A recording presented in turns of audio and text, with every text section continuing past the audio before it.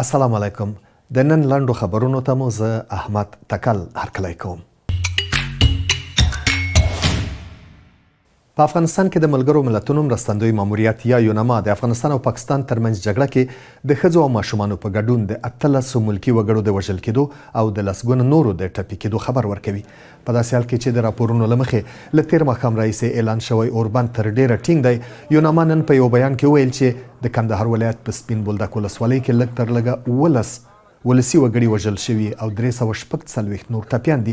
خو د سپین بولدک د عامې روغتیا مسؤل کریم الله زبیر آغا فرانس پرس خبري اژانس ته ویلي دي چې په دې ولسوالۍ کې له اوربند مخکې د پاکستان په حملو کې 40 ملکي وګړي وژل شوي او 180 نور ټپیان شوي دي. یونما وایي چې په پکتیا، پکتیکا، کونړ او هلمند ولایتونو کې د یو ملکي وګړي د وژل کېدو او د 15 نورو د ټپي کېدو راپورونه هم ترلاسه کړي دي. بلخوا د چین د بهرنیو چارو وزارت ویلي دی چې پیکینګ چمتو دی د کابل او اسلام آباد ترمنځ د اړیکو د بیا رغونې په برخه کې مثبت رول ولوبوي.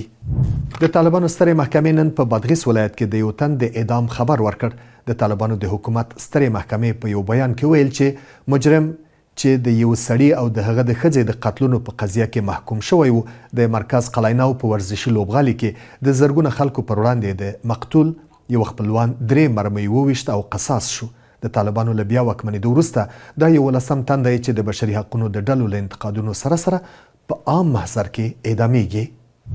په جرمني کې د هغه افغان کډوال محاکمه پیل شوې ده چې پر یوه ډله کوچنیو ماشومانو د برید په قضیه کې تورن دی. دا پیښه د جنوري په 22 هغه مهال وشوه چې د انعام الله او په مستعار نوم 28 کلن تورن د باویریا ایالت په یو پارک کې د یو وړکتون پر 15 ماشومانو د چړې په وسیله برید وکړ.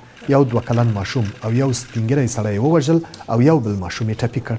ویل شوي چې تورن له اوږدې مودې راهیسې د دماغي ناروغۍ سابقه لري.